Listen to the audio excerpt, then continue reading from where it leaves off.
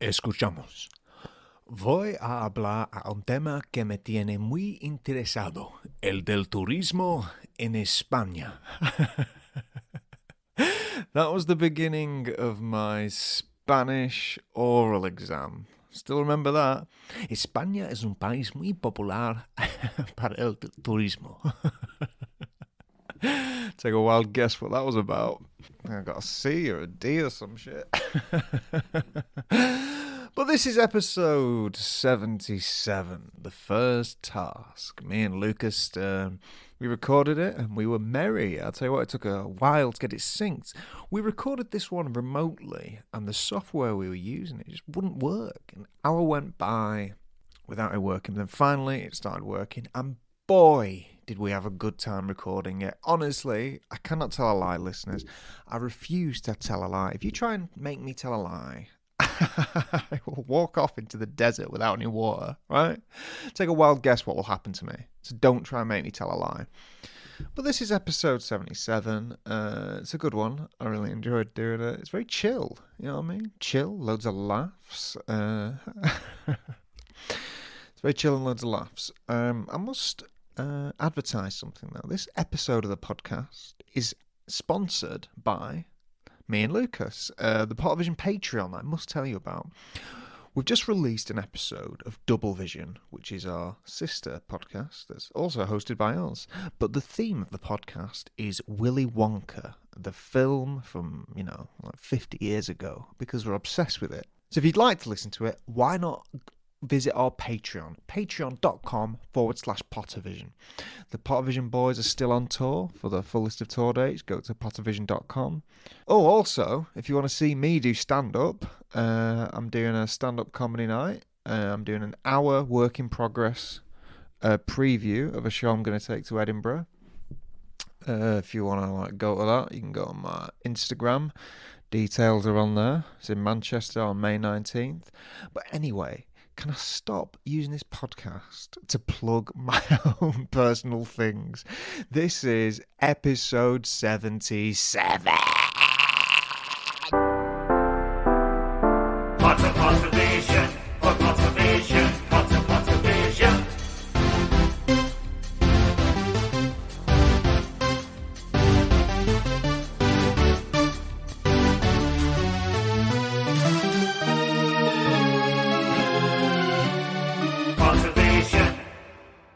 Good morning, afternoon, or evening, and welcome to the Pottervision podcast, the podcast where every single week, myself, Lukas, Kirkby, and this bloody man on my screen, it's Tom Lawrenson, we look at a chapter of the Harry Potter books and we use them as a springboard for a little chinwag.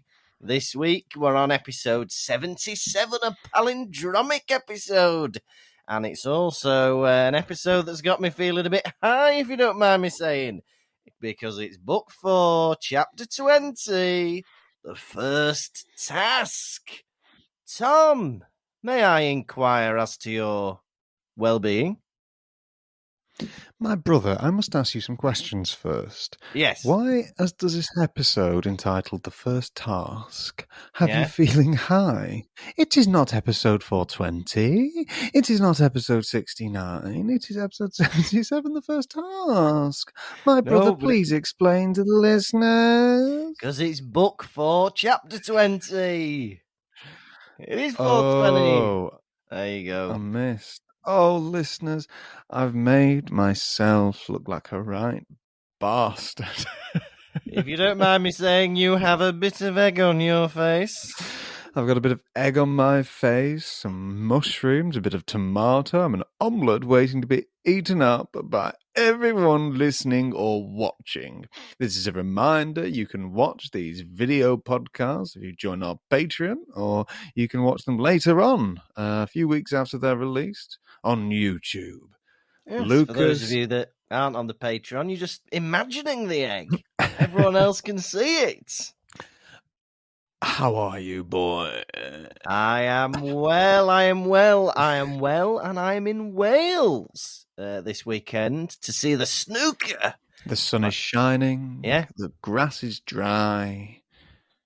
It's lovely. A baby has been born on your doorstep. It's delightful. The little stork dropped her off this morning. You will raise her as your own on a diet of Coca-Cola, McDonald's, and Brussels sprouts, I assume. Your assumption is correct. Apart from being a newly adoptive father, I've had a lovely week. I was in. That's a bit of a funny experience with me dad, if you don't mind me saying. Oh, really? Go on. I'd love to hear. Well, I was sat watching telly with my dad, and we're having a bit of lunch. We're having a sandwich and some crisps on Can I the ask you a plate. question? Yeah. Was it one of these Scooby-Doo sandwiches that you and your father were tackling between you, like one at each side? No, it wasn't. I'm sorry to disappoint you. It was just a bap each. A little roll, and I think I had ham and cheese. Oh. And we're eating, the telly's on, and my dad's telling me this story about how he went to the dentist to have one of his wisdom teeth out. So wisdom teeth out? Yeah, he's had a wisdom tooth out. He's telling me this story, and I'm thinking, oh, that's mildly interesting. Thanks for letting me know. He keeps talking, and he disappears for a moment out of the room. Yeah. And moments later, he comes back with his wisdom tooth in a polythene bag to show me. Oh, my God. He says, here it is. I said, Dad, I'm eating a sandwich. I do not want to see your back molar in a plastic bag. Can I just say, that tooth was freakishly big.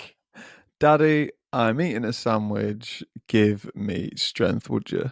Yeah, at least wait till I finish my pudding before you show me your extracted denture. It was like you forget how big a tooth is. There was like the normal bit, and then the root, like snake's fangs. I really wish they wouldn't call it the root. Oh yeah, it's horrible, isn't it? Honestly, looking at it, I was expecting Harry to snatch it out of my dad's hand and kill Tom Riddle's diary with it. It was enormous. Was Harry round at your house while you were eating this sandwich? Yeah, he was. He was covered under the stairs like he likes it. That's lovely. Oh, and by the way, Martina says hello. Hello, Martina. I think she just meant for you, but I've decided to tell everybody hello from Martina. Well, tell her I say hello too if she's not up to date on the pod. I will. Before I see her next, before she listens to the pod, I'll say hello back from you. Yeah. You do me a favour, would you? What? Press record on your voice notes just in case. All right, I will. Because I don't know if you can... I don't know about yours, but when I look at my audio, no lines are moving. Your audio's moving, but my audio looks static. Oh, it does now, yeah? It's been that way the whole time, but you can hear me. Oh, no, I can see it on yours. It looks fine. Oh, on yours is it static? No, it looks fine for both of us. On mine. Right, let's just get on with it. All right, I'm recording anyway. I got some stories to tell you. Hey, let me sit back, relax, and listen. Crack your knuckles, crack your toes, take off your socks, fling them across the room. Crack your neck. Pull your underpants down, air your arse out, because I'm about to tell you a story. Lovely. At work, I have had the primo position in the office for the longest time. I've been my back against the wall in a quiet area. Yeah. The other day, they put a rope around my neck. They tied my hands and my legs together, and they dragged me out of my corner, kicking and screaming like a wild animal. Can you believe such a thing? I am, yeah. They said, we need this space. We need this space because I won't say where I can't really tell you who needs the desk, but because I don't want people knowing where I work. But to simplify it, the boss's son wants your desk. Really? The boss's son. I was like, why don't you tell the boss's son to kiss my plump, juicy Christmas pudding? Yeah. Boss's son. Yeah. Deary And me. they've dragged me out of the corner and they threw a bucket of cold water on me and Yeah. they slapped me across my cheeks, both sets. Oh, my God. Right? So Tom, that... What? you're the latest victim of nepotism. It's not good. Yeah. Yeah. So that's one story. The other story, last Yeah. night, me and So Lucy... that story was you've moved seats at work. He's moved seats, everyone. Oh, yeah, what's the next story? I If went to the anyone's toilet at wanting to work. pre-order Tom's autobiography, it'll be coming out in for Christmas. Let me tell you this. Yeah. Me and Lucy yesterday evening decided we were going to use the Christmas gift that you and Martina purchased us. Oh, yeah. Was it a cinema voucher? It was a Pizza Express voucher. Oh, that was it. Pizza Express. So we're cutting it fine because we were going to go to cinema. Yeah. We need to be at the cinema an hour after, right? Ooh. So we get there at 7:15. Yeah. Cinema, and I'm talking. Cinema has to be. We get there at 7:15. Cinema at 8:15, right? Right. But the film started at 8:10. What? No, like it didn't start early. We were just going to go in during the trailers. Oh, right. Okay. Yeah. Okay, I understand.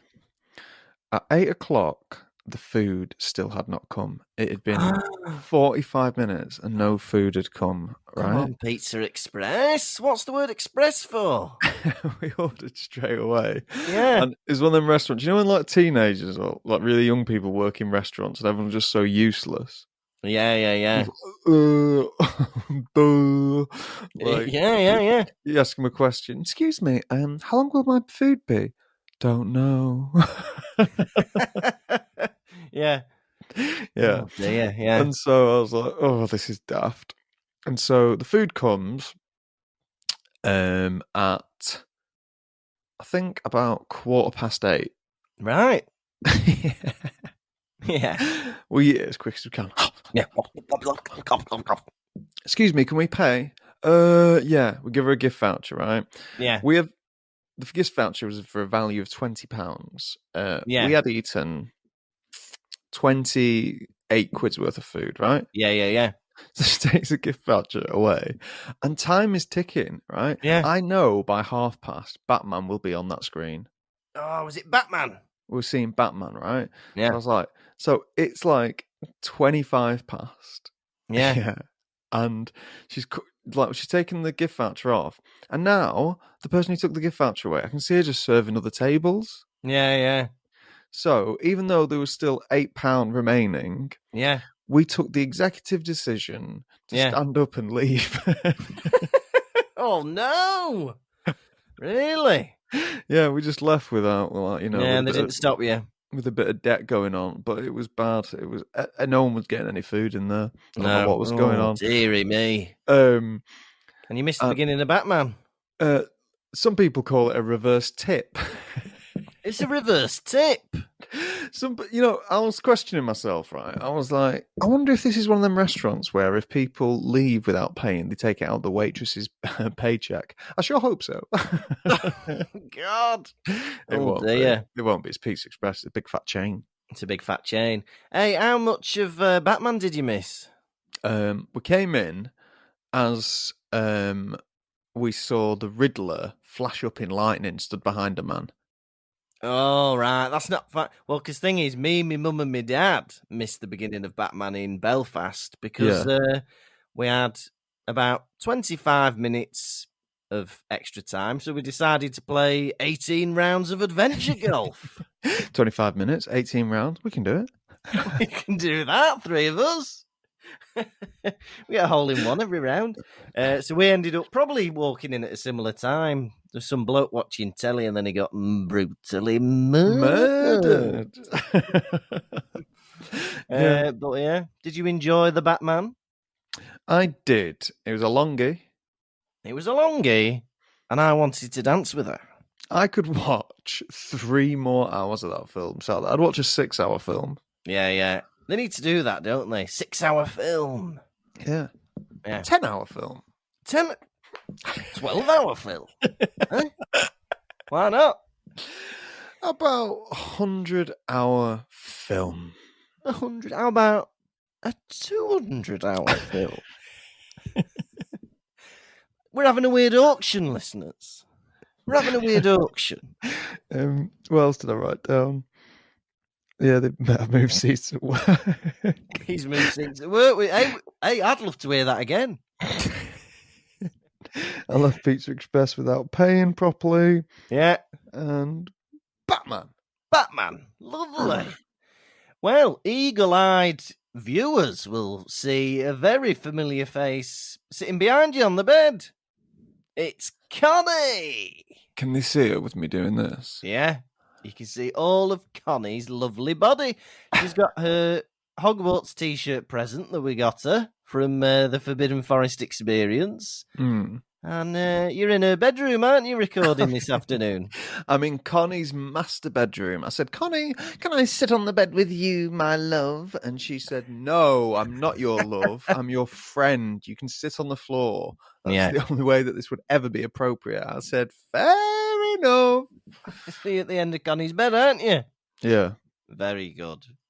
Well, Tom, are you ready for a Chapter 20 rundown of the Goblet of Fire? Can I tell you a secret? What? I'm ready. He's ready, everybody. I won't tell a soul. I'd love to hear it. Chapter 20, the first task. Harry is so nervous about this task, he doesn't know what to do. How am I going to get past the dragons? What a frightful thing to think about. He's thinking up spells. He's in the library with Hermione. He doesn't have a clue. But he decides to do a lovely thing and tell Cedric Diggory that it's gonna be dragons, Cedric. It's gonna be dragons, just to let you know. Cedric's a bit suspicious. Why is he telling me this? Is it a ruse? Is it a trick? But it's not a trick, Cedric. It's correct. I love you. I love you, Cedric. You're my brother. You're my brother. And Tom's got a hat on now. That's lovely. Hey, I've missed the rundown interruptions a bit, and I like you just popping up with a hat on. It's a little schoolboy cap. Jimmy Cranky's turned up. Do you hear that, listeners? He's missed the rundown interruption. He's not had one for a year, and they're back. They're back in the form of a little hat too small for your head. It's lovely. So Harry then gets accosted by Mad-Eye Moody, and he takes him into his office and he says, look, I've got a tip for you. Play to your strengths. You like Quidditch, don't you? Why don't you summon your broom with your wand? And he goes, all right, then I'll do that. So he practices his summoning charms till 2 a.m, and he's ready. The task comes round, and Harry's last, right? Victor's got the Chinese fireball. Ooh. A Chinese fireball. Ooh. And Harry's got the Hungarian Horntail. He's out there flying around, distracting it. He gets his shoulder bashed a bit. There's hardly any peril, and he gets the egg quite easy. He's the quickest of all the 4. Whoop-de-doo. And Hermione and Ron come to the tent afterwards and they make up. They go, mwah, mwah, I'm sorry. Mwah. They're back to being friends. Ludo Bagman. I'm sorry. Mwah, mwah. I'm sorry. Ludo Bagman congratulates them all and says, hey, it's not just an egg. It's got a clue in it for the next task. So get that baby open, figure it out, and you'll have a bit of a heads up for the second task. Good night. And that's the end of the first task. Crack that bastard baby open. Yeah, it's going to be a clue. It's a clue. It's a clue, Nana. Interesting chapter. Very good chapter. I love that it started. It says, Harry was dressing inattentively. He was trying to put his hat on his foot. Now, if you think about what their hats look like, it does look a bit more like a sock than... Get his old leg in that. But I was still imagining like a top hat or something, and he was just sticking his foot in it. But I've done that before. Many a time I've just like put my trousers over my pyjama shorts, not The amount of thinking. times you've come round here, right, with a t-shirt on your legs and a Yeah. pair of jeans over your arms, Yeah. and I thought, did you drive the whole way here like that, pal? And you go, I certainly did. I go, Yeah. well, you've got them the wrong way round, buddy. I said, hey, if you hadn't have told me, I'd have been like this all day, looking like a right old Daphne. Well, I say, pal, it's 8 o'clock in the evening. It seems that has been the case. Yeah, but yeah, I always do daft things like that. Once I remember being at like a team building thing for kids, like a residential type thing. Yeah. And they had jugs of orange and jugs of milk on the table, and I poured orange juice onto my cereal by accident. Oh, that's a treat. Some people do that for fun. Don't I? Oh, I did it by accident. Oh, bloody hell. I've like taken the lid off my yogurt pot and then thrown the spoon in the bin, or like that. I do silly things like that. I do. I'm silly. It's like silly day. I had a friend who he was too old to be doing this. So it was during university times. He'd have been like 19. And at McDonald's, when he was clearing his self at the end, like you pick up your tray, take it to the bin. Yeah. He put everything in the bin, including the tray. He just pushed. Come on. Like you kind of push it into the bin, like let everything drop, and then pull the tray out. Yeah. He just pushed everything in, including the tray. Yeah. And I was like, "What are you doing?" He goes, "That's what you're meant to do." And I was like, "No, you're not." How many trays has he binned in his life? I know. Hopefully, because they've got them clear bags, hopefully they've salvaged them. I bloody hope so as well. Christ. People in his hometown forever pulling out trays from the bins. He doesn't know better. Leave him. I know. He doesn't know better. And in many ways, Harry Potter doesn't know better on how to tackle a dragon. How can you... they've given him so little time. Yeah. Asking so soon, you got to get past a dragon. Yeah. Look, he needs to watch that film, How to Train Your Dragon. Yeah, I wouldn't say so. I would use Harry's technique in this chapter. I can't tell a lie. There's no beating around the bush. He uses a summoning charm. Accio, firebolt, right? Yeah. Takes his broom, should I say? Yeah. And flies around the dragon, gets his egg, right? How would Lukas Kirkby tackle a dragon? I've got a better one. Go on. Accio egg. Mm. Right? Accio egg. Give me the egg. If he can Accio a broom from the bloody castle, he can Accio an egg from the dragon's arse. Surely to God. I would transfigure myself into the shape of an egg. Yeah. Roll myself under the dragon's arse. Yeah. And when it's least expecting, hatch myself. Hatch yourself. Hey, another thing you could do is Accio meat. And like food for the dragon. I think the dragon would move for like a sheep carcass or something. You know what I mean? Yeah. But, Accio sheep carcass. Accio sheep carcass. Yeah? You know, tempt the dragon with a bit of nosh. I really think this really demonstrates an interesting shift in the books. Like, a lot of time when Harry Potter's been put in danger, it's been of his own accord. Like, he's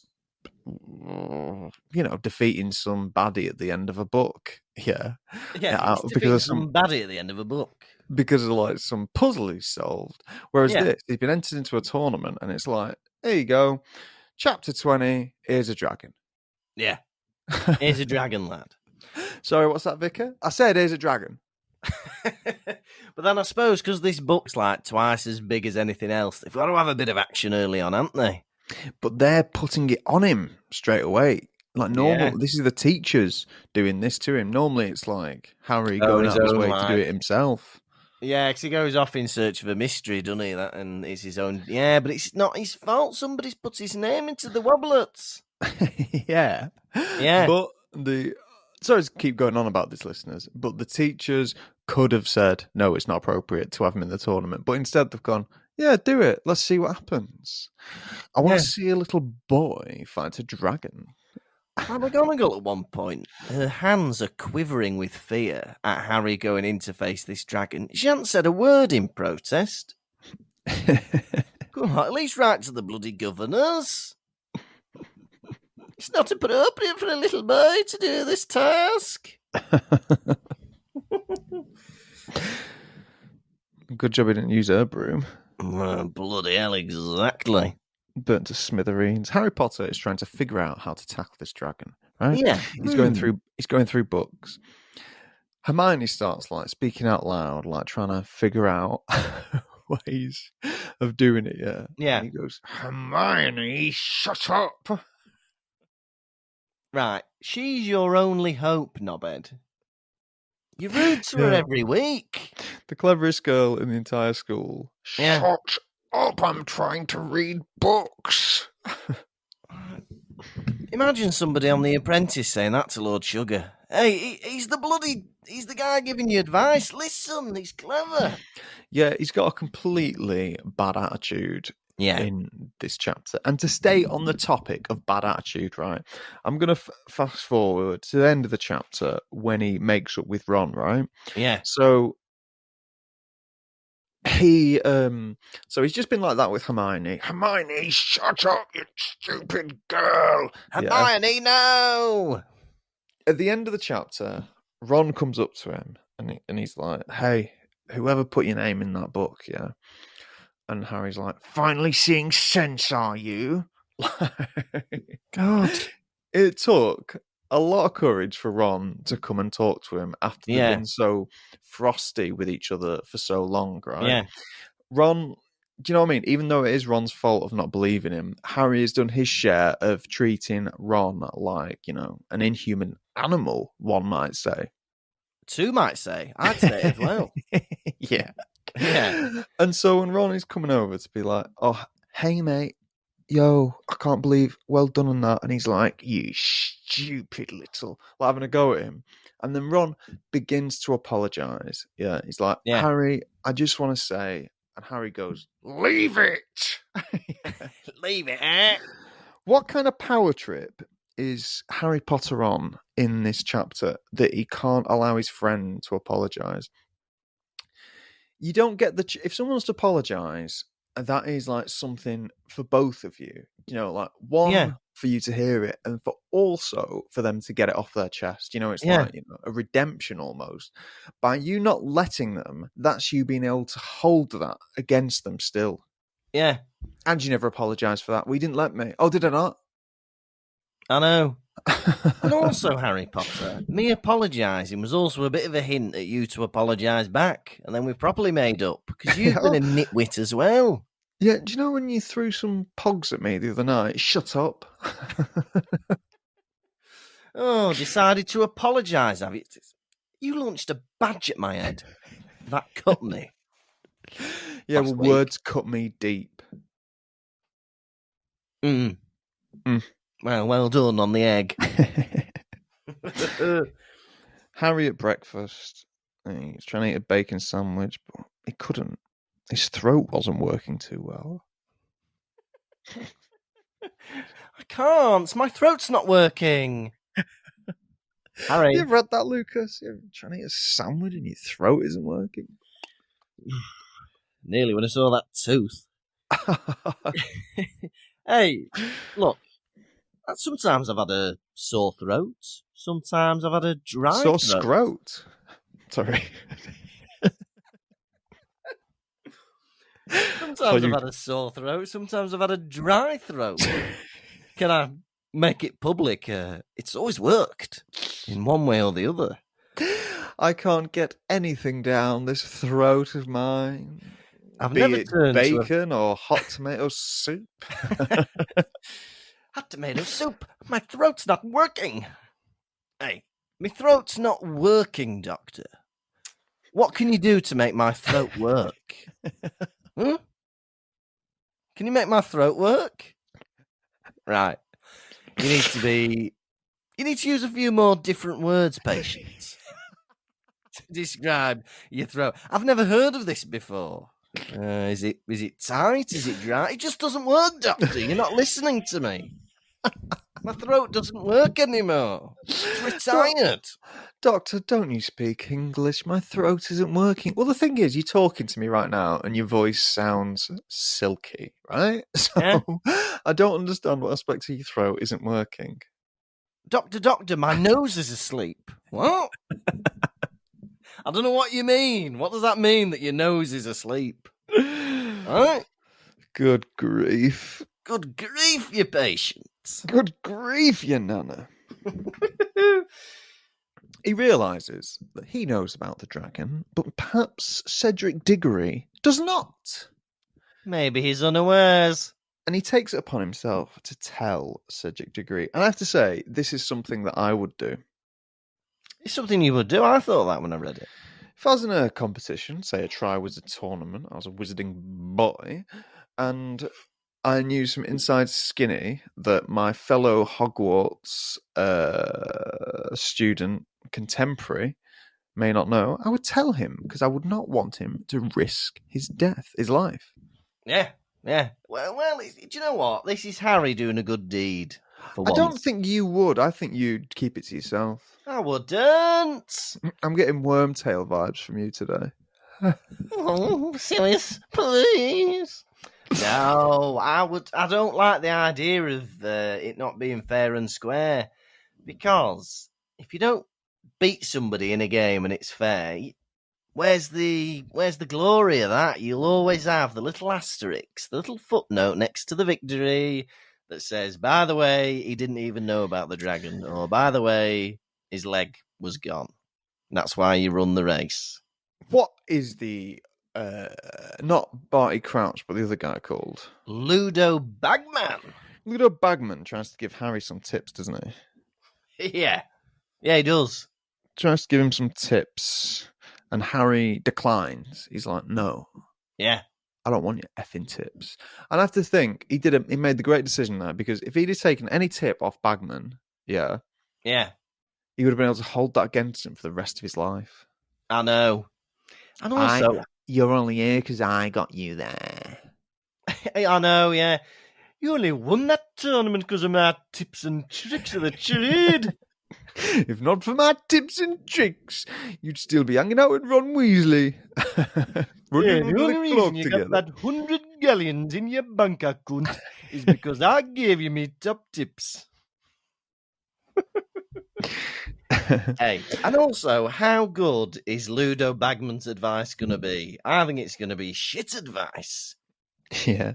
Well, he was tried betting with the dragon against his hoose. Well, try it. Have a wager. Trying to hurt his feelings. Why don't you tell the dragon that he's got a big fat butt and see what he says? Have you considered shagging the dragon like in Shrek? Why don't you consider shagging the dragon so much that his chain gets wrapped around himself and he can't protect you from the princess? Eh? Why don't you try having little triplets with the dragon? Have you considered that? Have you considered that, Harry? Look, I've missed the start. I've missed the beginning now. Oh, shut up. Oh, you're always ruining things for me. I've only just met you. Somebody does give him good advice. And Who it's do? Mad-Eye Moody. Oh, I. He takes him back to his office. Right, these Defense Against the Dark Arts teachers, right? They go mad with their office, right? If you get your own office, right, you make it your own a bit. You stick a couple of family photos on the desk. You might have a little candle or something. These Defense Against the Dark Arts teachers, they proper go changing rooms every year. Like this guy's got all these bloody creepy artifacts hanging around the room. Gilderoy Lockhart had all these paintings. Lupin had these bloody creatures hanging about. Look, just have a little picture of your dad and your kid and a bag of mints in your drawer. That's all you need. I remember that from a bag of mints in your drawer. I remember that first year I went to uni. Bag of mints in your drawer, and I mean meat. The first year I went to uni, I brought too much stuff. I don't know what the fuck was going on with me. Yeah. I I know. I brought a crazy amount of stuff. I brought a mini fridge. I brought a TV. I brought an Xbox. I brought hundreds of DVDs, genuinely. Yeah. I brought a guitar. I brought an amp. What the fuck was going on? Guitar and an amp. Bang. Oh, Tom's at it again. Saying that, there was a guy opposite me who was a bloody amateur DJ. Every night he had his bloody DJ decks out. He was like bloody mixing tracks at midnight. On full bloody blast. Really? Was he good? The tunes merged from one to the other seamlessly, and he occasionally said, "Come on!"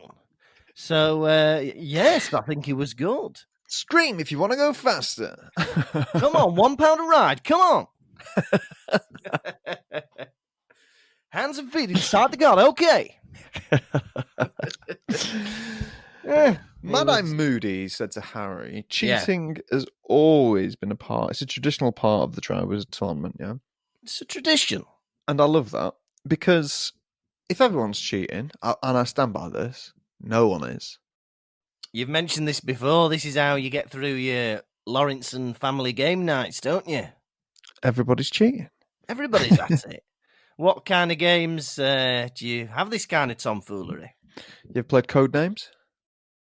Oh, maybe once. Explain it to me and the other listeners who may not know. There's you got a team member. There's a list of words on the lot of cards with a single word on them. Yeah. You know what words are yours, and you've got 5 cards, and there's 12 cards laid out. Only 5 of them are yours, and you've got to give clues so your partner guesses which words are yours. Right. Okay. That's exciting. And how do you cheat with that? When no one's looking, you point at the ones that belong to you. Hey, this is top-notch cheating. You point at the ones that are yours. Or like they hover their finger above like certain cards, and then you give it like do a little cough or something. Or yeah. Or like yeah. All right. Okay. So I feel like we should have an example of this. So let's imagine that. To your right is the word cat, and to your left is the word dog. Mm-hmm. So, how would you indicate to me that it was the right one? I'd go like this. I'd say meow. Oh, dog.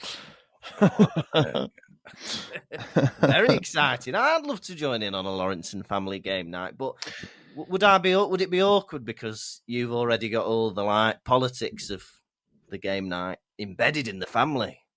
Or would you be on your best behaviour because I was a guest? No one would be on their best behaviour. I don't think anyone in my family has ever held their tongue when guests have been round. I like that, though. I don't. It's served for a very embarrassing childhood. Thank you, Mummy and Daddy. Now, Mad-Eye Moody has got all these detectors in his office. Mad-Eye Moody's got all these detectors in his office. Go on. Yeah, he's got a mirror that's got dodgy people shadowing about on it. Mirror with dodgy people shadowing about on it. Go on. He's got a golden aerial that picks up dodgy people. Golden aerial that picks up dodgy people. Go on. I've got a golden aerial, and he's also got a big, massive sneaker scope. A bit like the one Harry had, but he's got one that's bigger. Right, but they're all switched off.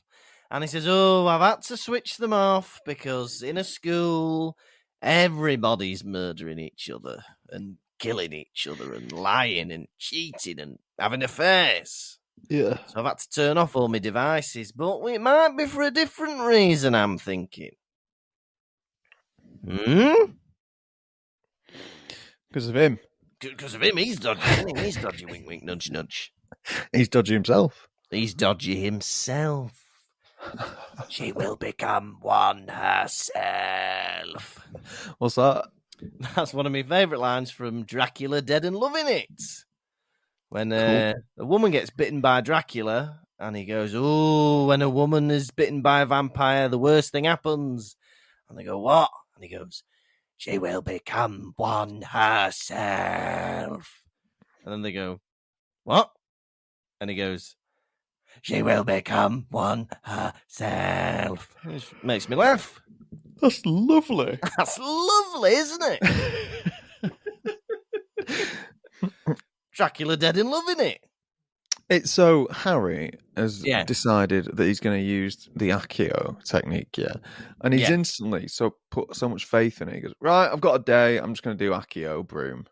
Accio broom, yeah. He's putting so much faith into that. Like, he's never tackled a dragon before. How is this boy not terrified? Well, the daft thing is, like, Mad-Eye Moody goes, "Right, play to your strengths." And then he ends up doing the spell he can't do. Hey, I'll play to my strengths and do that spell that everyone else can do and I can't, the Accio spell. But he crams the night before, doesn't he? He does a classic student trick. Yeah. And he stays up till 2 a.m, cramming it in, and he ends up doing it. Man's a crammer. He's a crammer. He's a dirty crammer. Right? You need to set your stall out for revision a few days or weeks in advance, depending on the difficulty of the exam. You can't be although cramming does work, really. For short-term memory, cramming works. Yeah. If anyone's studying for their GCSEs, yes, studying in advance will help you. It'll be less stressful. But cramming's bloody good as well, you know. Cramming works. It does work. Gets it all in there fresh. Gets it in there fresh and fast. You'll forget it a day after the exam. But you'll have performed well, maybe. All my revision was always cramming. Was it? I did like... Mine was, normally that. And then when I went to uni, I didn't cram. I crammed, and then I was like, oh, I'm not clever enough to cram a uni exam. So I didn't do very well in my first year of uni, and then I had to work harder. The thing is about me is the week before the exam was me learning the topic for the first time. Had you not been to the lectures? Yeah, but I don't know, I wasn't listening. Oh. He has this selective listening, does Tom. It's boring. I did a degree I shouldn't have done. Yeah. Would you have done a different degree or no degree at all if you'd go back? Different degree.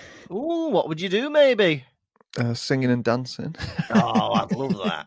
Bit singing in the afternoon, dancing in the evening. Wouldn't that be nice? That'd be lovely, that. Hey, if they've got a comedy degree in Salford, there must be a singing and dancing degree somewhere.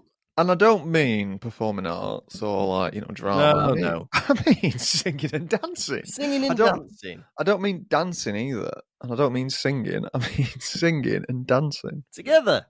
Yeah. Just having a song and dance. Wouldn't that make you happy seeing me sing and dance? If you sang and danced a bit more, the serotonin levels in my body would go up.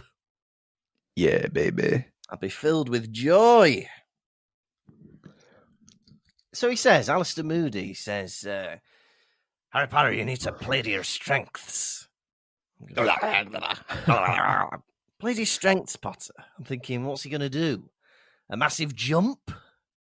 Is he going to judge the dragon's appearance? Harry Potter, you got to play to your strengths. Be rude to your friends. Before you go on, be rude to your friends, Harry, okay? Obsess over people's physical appearance. Be a nit. Place your strengths and be a nit. Capiche? Capiche? Someone says to him, "We'll have some tissues ready, Potter." Sorry? Pardon? Sorry? Sorry? What do you mean? Are you implying he's going to die and you're going to cry? He's going to cry? I think so, yeah. What's the prank? What's the joke? We're going to do a big sneeze, Harry, when you lose. Sorry to say this, but we're going to spaff off? What? What's the joke? I hope it's not that. I hope it's not that. I'm telling the professor. I'm telling the professor, you've been vulgar, right? This is a family podcast. Inappropriate language on a family book. Isn't he brave? He's not scared of the dragons whatsoever. No, he seems to be more bothered about what people think of him and stuff like that. He's a bit nervous, isn't he? Well, not when he gets on that broom, he's not. Hey, as soon as he's got his thighs wrapped around that broom, he is away. He says, "This is just like a game of Quidditch." I think he's having some kind of trauma response if he thinks being chased by a dragon is a game of Quidditch. Well, bloody hell, it is a bit. Take that side. I'd rather face a bloody Hungarian Horntail than that bloke. Boy Christ. is disassociating. Just like Quidditch. Good one, Goyle. But it Yeah, was. yeah. This whole thing I found it really exhilarating, right? So the first three go up there and they do their bits with the dragon. Then Harry goes out with his and he's like, he finally gets on his broom. Why can I never say broom? I always say bloom. It's very tricky. He finally gets on his broom, Yeah. and he's soaring. The dragon is chasing him. He's ducking. He's weaving. He narrowly escapes fire. The crowd is going wild. He uses his cunning to get the dragon to chase after him. And He uses his what? Cunning. All right, okay. And he snatches that golden huevo egg. Yeah. For the layman.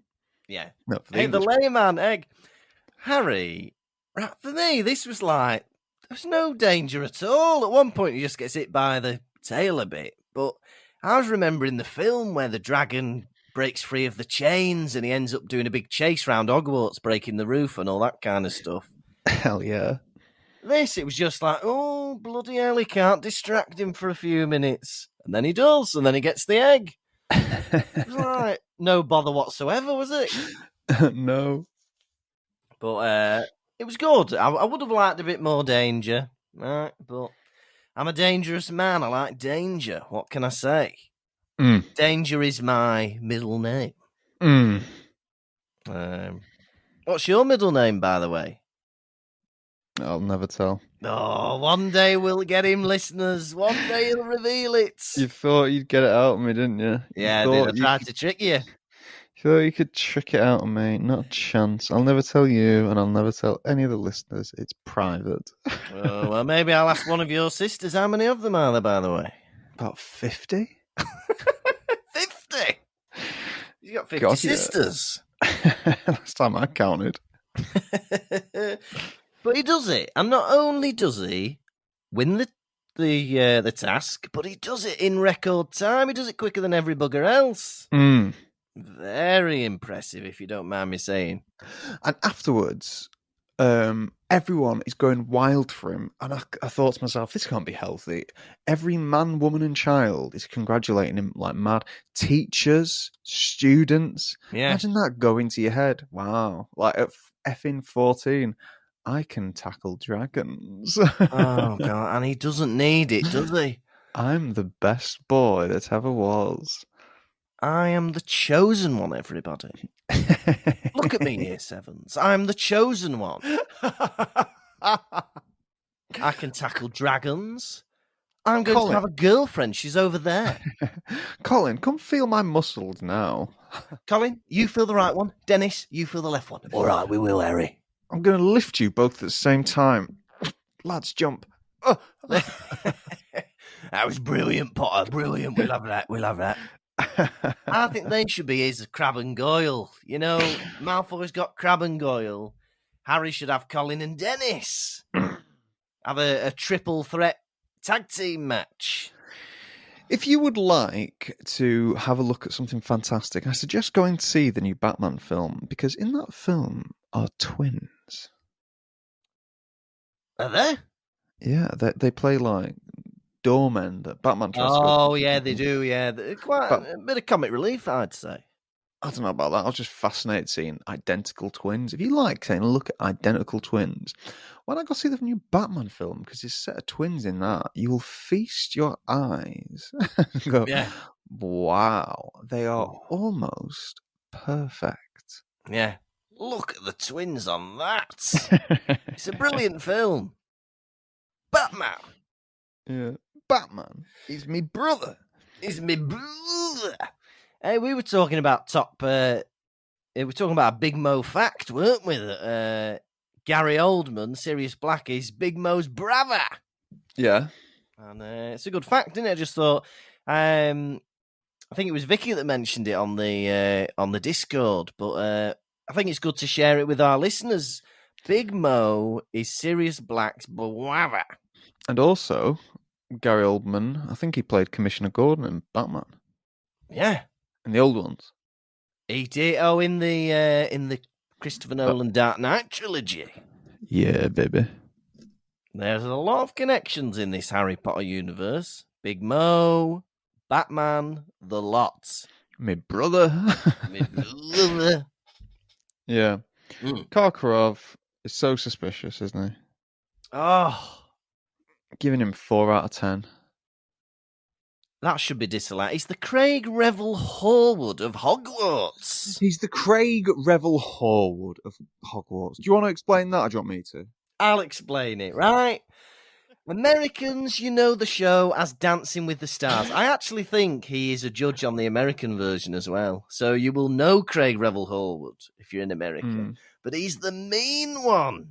He's the Simon Cowell of Strictly Come Dancing. Simon Cowell is a judge on what's called the X Factor. All right. So Craig Revel Horwood is the Simon Cowell of Strictly Come Dancing. And Karkaroff is the Craig Revel Horwood of Hogwarts. Are you telling me that Simon Cowell was once part of an evil organisation? I wouldn't put it past him.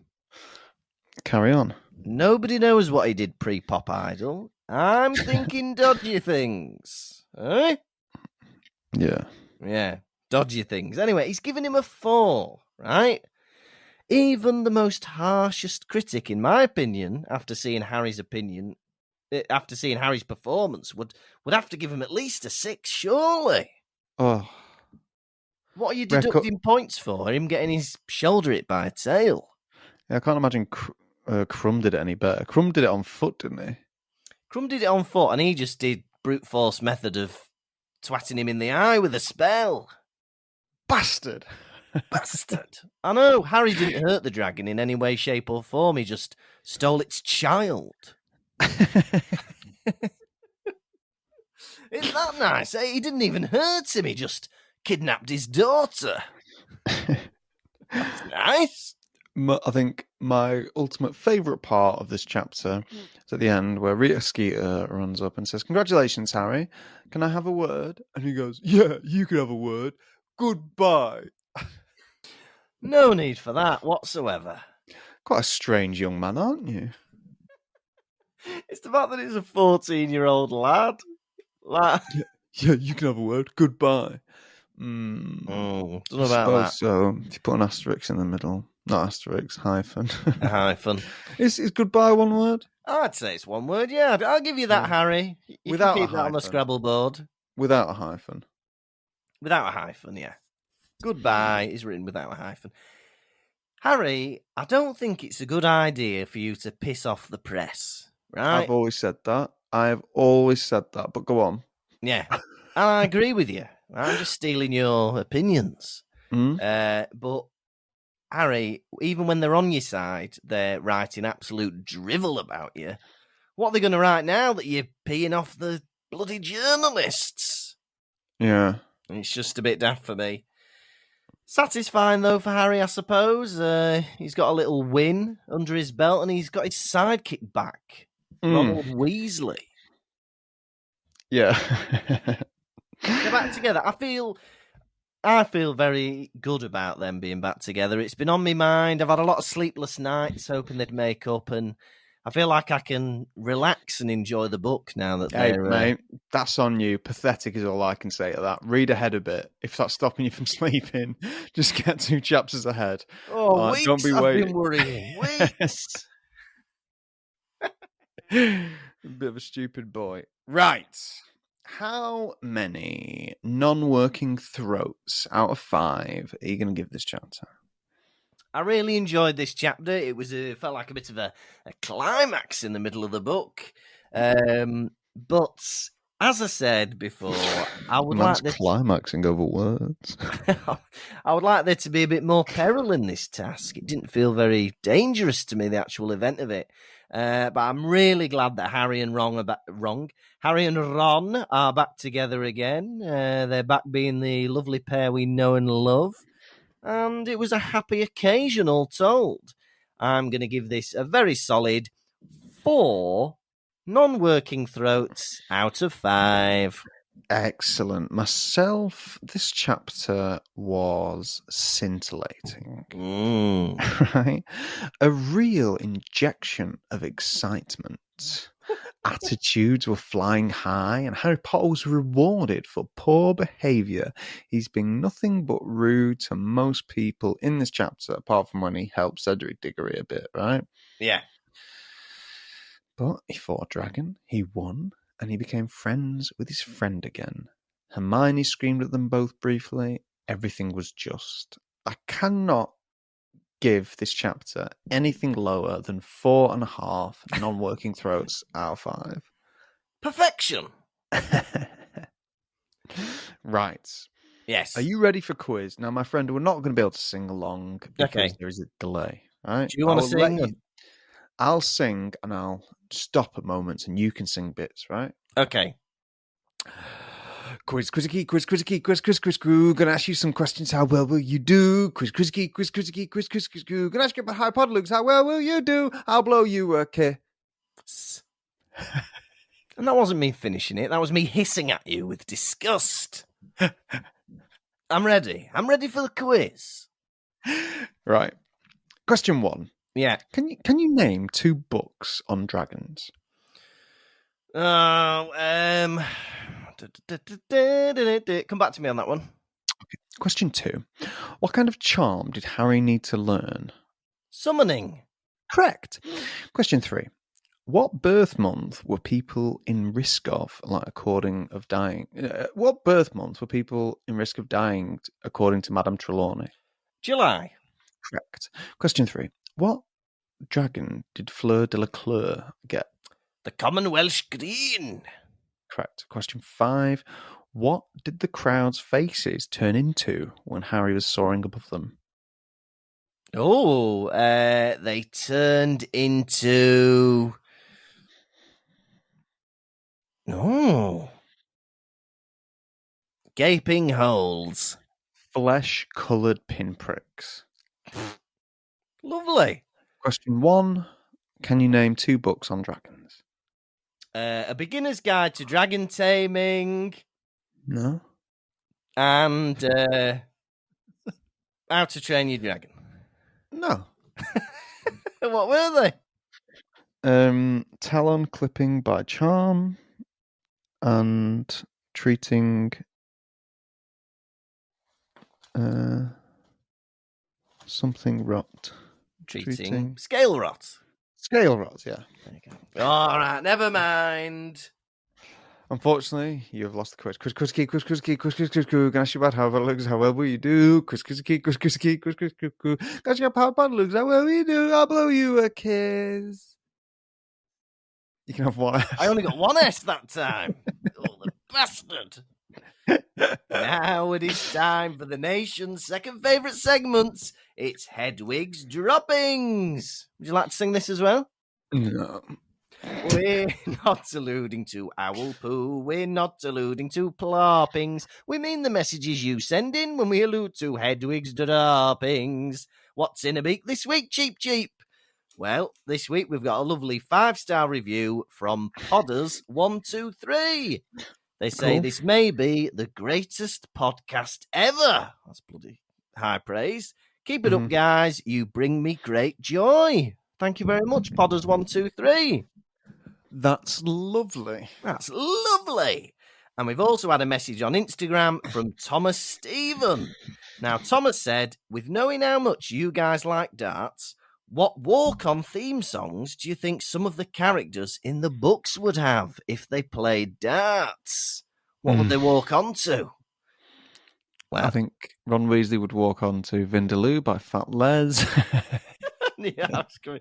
Harry would be simply the best. Tina Turner. It'd get the crowd going, that though, wouldn't it? Simply the best. That's actually the walk-on song of Austrian Mensa Suljovic. Do you know what people really love? People really love, and there aren't that many of these anymore. Yeah. But people love songs that aren't about love. Do you know what I mean? Yeah, they do. Simply the best. Oh, congratulations. Oh, that is about love. Celebrations. 99 bottles of beer on the wall. 99 bottles of beer. It's a bit of fun. Yeah. Or songs about Vindaloo. There's only one song about Vindaloo, but it swept the nation by storm. If you've not heard Vindaloo, the song, I suggest you go on Spotify and put in Vindaloo by Fat Les. Vindaloo by Fat Les. And get ready for an aggressive song that you will raise an eyebrow at. Yeah. And say, is this all right? Doesn't seem right. Other darts walk-ons. I'm imagining Snape walking on to Back in Black. AC/DC, that'd be good. Excellent. Back in Black. That'd be good. I think Dumbledore, something by Wizard. Something by Wizard, the Christmas one by Wizard. What's that one? It's Christmas? I can't bloody remember it now. Christmas. I always get it mixed up with the Slade one. Yeah. I can't remember. Oh, well. Never mind. So those are a few walk-on songs. Can you think of any more? All the characters we got. We've got Voldemort. Breaking the law, breaking the law. Oh, I've got the perfect one for Hagrid. Go on. Anything by Wolfmother. What's Wolfmother? I like that. Hagrid coming down. He looks a bit like Andy Fordham, Hagrid, doesn't he? But you know, because he's a werewolf mother, isn't he? Oh yeah, he's a werewolf mother. Yeah. Great question. Great question, Thomas Stephen. Thank you so much. And finally, we must welcome 2 new babies to our Patreon. So first up, now this person has said that they are really looking forward to their kiss from you and from what potential life-threatening situation they're about to be rescued from. So we must welcome our baby Harry. It's Maya. Maya! You are at a local fair. You know, the kind that just pops up in a field and you're like, oh, that doesn't look safe. But you've wandered into a haunted house. Some scally with a ghost mask is chasing you. He's wearing a tracksuit, yet he is wearing a ghost mask. You are scared. You are terrified. Any corner you take, he takes as well. You go left, he goes left. You go right, he goes right. You are screaming out of pure fear, even though he won't do anything. I jump out and I batter the living shit out of him. I take you out of the haunted house. I raise you into my arms and Maya, you are safe. Oh, we hope you enjoyed that, Maya. And finally, we must welcome another baby Harry. I'm hoping to pronounce this properly, but it's Teresea Sanford. Teresea Sanford, you have climbed a tree. In pure excitement, you've climbed too high. You've climbed too high. You look down and you're terrified. You're frozen with fear, but fear not. I am scaling the tree underneath you. I am scaling the tree, but unfortunately, one of our enemies are at the bottom of the tree, and they have begun to chop it down. We are rocking, we are rolling. All of a sudden, the tree gives way. You fall into the air, but so do I. I launch myself off a branch, grab you. I hit the floor, taking the complete blow myself. I am almost about to die, but in my last moments, I give you a mwah, mwah, mwah, mwah, mwah, mwah, mwah. Oh, lovely. So thank you so much, Teresea. Now that was Hedwig's droppings. This has been the Pottervision podcast. Thank you so much for listening. We still have some remaining tour dates next month in May. We're going to be in Manchester. We're going to be in Leeds. We're going to be in London. We're going to be in Isn't Brighton. Manchester sold out? Oh, yeah, Manchester's sold out, sorry. So you can't come to that. But we're also going to be in Brighton, London, and Swansea.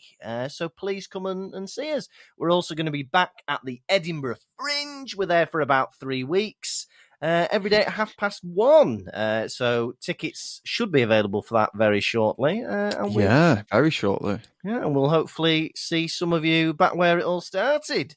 Otherwise, if you want to support us, you can support us financially on Patreon and gain access to loads of goodies, and you'll be helping us as well. Bonus episodes of the pod and all that mumbo jumbo. Otherwise, you can support us in spirit by following us on Facebook, Instagram, Twitter. You can give us a 5-star review on iTunes or Spotify, or just tell a friend. Word of mouth is our best advertisement.